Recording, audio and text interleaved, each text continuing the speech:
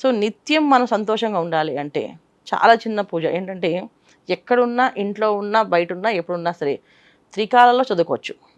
లక్ష్మీ అష్టకం 8 నామాలు, ఎక్కువే ఉండవు లక్ష్మీ అష్టకాన్ని. ఓకే. పొద్దున్నే లేచి స్నానం ఆచరించేసి పూజ చేయాల్సిన టైం లేకపోయినా ఈ లక్ష్మీ అష్టకాన్ని చదువుతూ వంటంతా చేసుకోవచ్చు.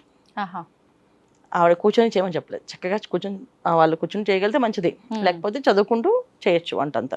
ఇది ఆడవాళ్ళకి మాత్రం ఈ నియమం, మగవాళ్ళకి కాదు. ఇది ఆడవాళ్ళకి ఒకవేళ జర్నీ చేసే సమయంలో కూడా చాలా మంది ఎక్కువ అవర్స్ జర్నీ చేసే వాళ్ళు ఉంటారు, అలా కూడా చదువుకోవచ్చు చక్కగా. అయితే ఏంటంటే జర్నీ చేసినప్పుడు అంటే అందరూ ఉంటారు కనుక మనసులోనే చదవాలి. సౌండ్ కానీ మన శబ్దం కానీ కదలిక కానీ బయటకు రాకూడదు. ఎందుకంటే వేరే అసూచంతో ఉన్న వాళ్ళకు ఉంటుందా, వాళ్ళు వింటే అదొక దోషం. సో అసూచనలో ఉన్న వాళ్ళకి వినిపించినట్టుగా వాళ్ళు విన్నట్టుగా ఉంటే అదొక దోషం కింద మారుతుంది మనకి. సో జర్నీలో ఉన్నప్పుడు ఏంటంటే మనసులో ఖచ్చితంగా అన్నిటిని చదువుకోవచ్చు. ఇది త్రికాలాలు చదువుకుంటే ఇంట్లో ఎప్పుడు కొన్నా సంతోషంగా ఉండడానికి, ఆనందంగా ఉండడానికి మార్గాలు కనిపిస్తాయి.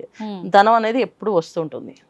ఇది చాలా సింపుల్ పూజ, చాలా ఈజీగా చేసుకోవచ్చు. కాకపోతే ఏంటంటే కాస్త మనసు ఆవిడ మీద లగ్నం చేయాలి. ఎందుకంటే లక్ష్మి అంటేనే స్థిరంగా ఉండదు, ఆవిడ వెళ్ళిపోతూ ఉంటుంది.